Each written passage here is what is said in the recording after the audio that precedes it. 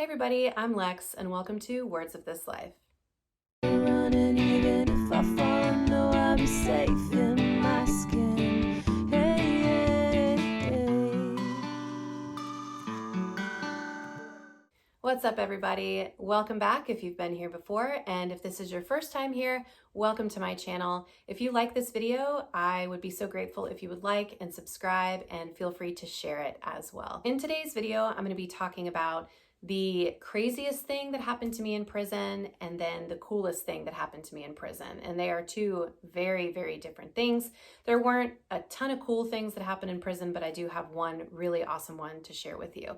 So first of all, if you have never been here and you don't have any context for what I'm saying, I'll give you the long story short version, which is that I spent 3 years in Florida State Prison in a program called the Youthful Offender Program.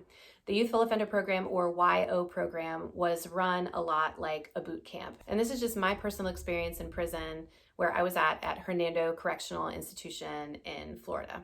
Let's get started. The craziest thing that happened to me happened just a few weeks after I had gotten there. Maybe it was a couple of months max. And I heard that there was a girl who had been hurt by an officer in a storage room that was in between two of the dorms. And people were reporting it to me and to other people, just among the inmates though. Nobody had told any officers about it. And this officer had done something to this girl. And so I felt this just anger, righteous anger over what had happened. And I wanted to help, right? So I was thinking, you know what? This is not okay.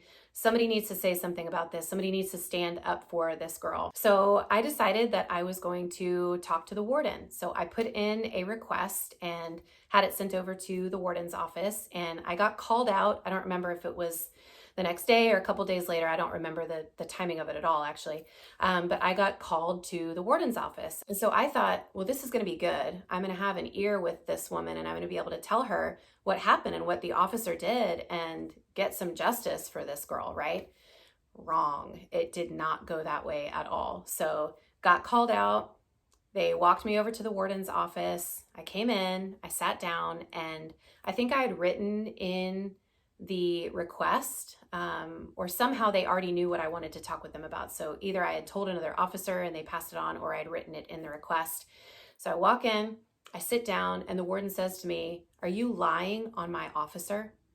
And I was like, "No, I'm not lying on your officer. This is a thing, and it happened back in that room, and she told this person and this person told this person, and we all know about it. This is a real thing that happened. You need to do something about this."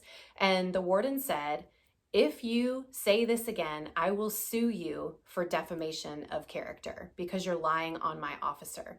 And I was like, "What the heck is happening right now? This is the corruption that I'm stepping into for the next 3 years of my life." Like, I was just trying to be brave and helpful. And then at that moment, it made sense. Like, this is why nobody wanted to say anything. But how twisted is that, right? That I'm like trying to call something out, call something really important to somebody's attention, and it gets shut down. And not just shut down, but I'm told that I'm going to be sued for defamation of character if I bring it up again. And I get it. It's prison, right? Okay, I get it. We're criminals. We did our crime. We have to do our time. But the fact that that kind of stuff happens, that was not just an isolated event. That kind of stuff happens all the time, where there is abuse and other things, and it's just covered up. It's just swept under the rug. And so frankly, there are corrections officers that deserve to be in prison just as much, if not more so, than I did and than other people that I knew did. And so that was super disturbing to start out that way.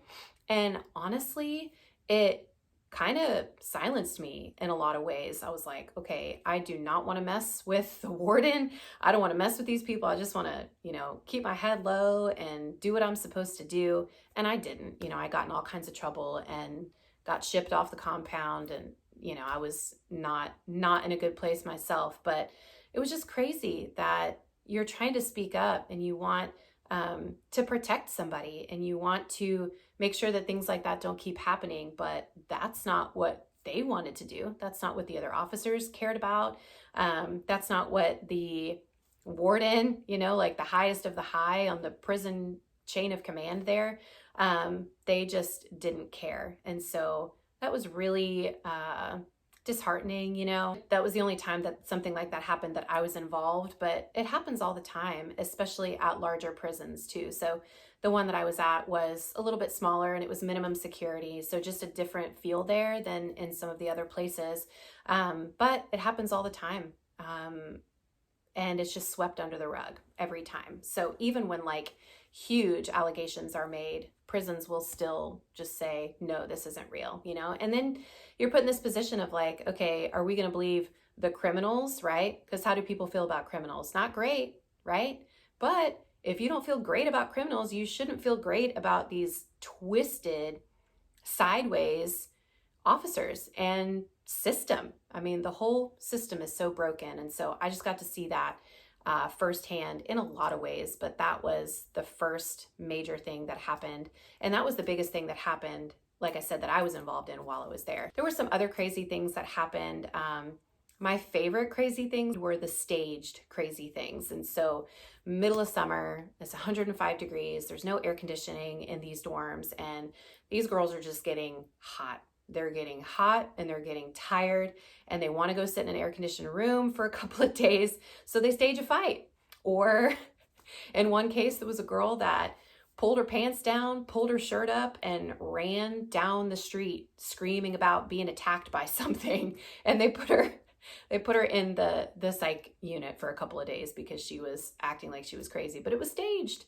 And so there were things like that that were funny to me because they were crazy. If you knew about it beforehand and you knew that somebody was going to be doing it, you were just on the edge of your seat waiting to see them do this, like to see them stage a fight and like clock each other, like legitimately hitting each other just so that they could get out of whatever the thing was that they wanted to get out of, the heat, whatever it was, so that they could go to lock. So I did similar things. I didn't fight anybody. I was not a fighter, but I did do some crazy stuff so that I could be shipped somewhere else and just have a change of scenery for a little while. So I did some of those things too. So yeah, there was a lot of like real crazy stuff that happened, and then there was the fake crazy stuff. And now for the coolest thing that happened to me. And there were a few things, kind of few and far between because you're in prison, but there are definitely things that I can look back at and say, I'm glad that this thing happened while I was there. I had been writing music and had been sharing songs with people from time to time. And there was a group that came from Calvary Chapel on the East Coast. And they came for a day. Actually, it might have been like a weekend. I think it was a weekend. And they came to do ministry. So they, played music and they shared stories and testimonies and things like that. And then one of the days they brought all of their instruments and everything outside, and it was like just a giant field day. And on this day, the adults from the other side of the prison and then us, the youthful offenders, we all got to mingle together, and it was just like a big ministry event. There's a word that I'm trying to think of that I can't think of, but overall it was just a big ministry event where they just came in and loved on us and shared stories and sang songs and that sort of thing. So the first day I had shared with somebody, I don't even remember how the connection was made, but I ended up talking with the guitar player from the worship team that came, or the worship band, and told them that I wrote songs and ended up singing one of them to them. And then they wrote music for it. Like they legitimately wrote music for this song. And this was the first time that anything like that had happened in my life, because I always loved songwriting, but I didn't play any instruments. I just had all this stuff in my head that I didn't know how to make come to life. And they wrote the actual music for it, and I got to perform it. Okay. So I have probably 10 journal entries in my prison journals about this, because it was just such a cool opportunity. And this was after I had become a Christian. If you don't know those details either, I became a Christian 2 years into my prison sentence. And so by this point, I was all about Jesus. I wanted to sing songs to Jesus. I was writing songs to Jesus. And these people wrote music for my song, and I got to perform it. And I was terrified, but I loved it. It was incredible to just meet with somebody, and within an hour, they had written music for my song. So got to perform that, had some friends who were crying. I cried afterwards. It was like all of this energy and all of this fear and all of this anxiety and all of this excitement. It was very ethereal. It was like, this is like Twilight Zone. I'm not in prison right now. I'm on a stage, well, in the grass outside. I'm on a stage performing with this band, one of my own songs. And so it was really, really, really, really cool. It was by far one of the coolest things that happened to me while I was in prison. I think that that is it for today.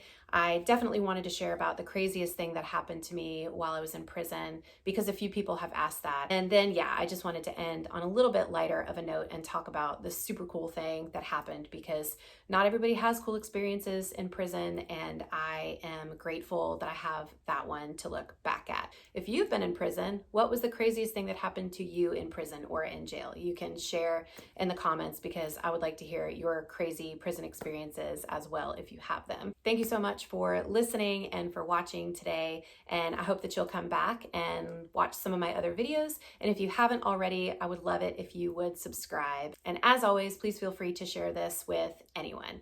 So I hope to see everyone again next time on Words of This Life.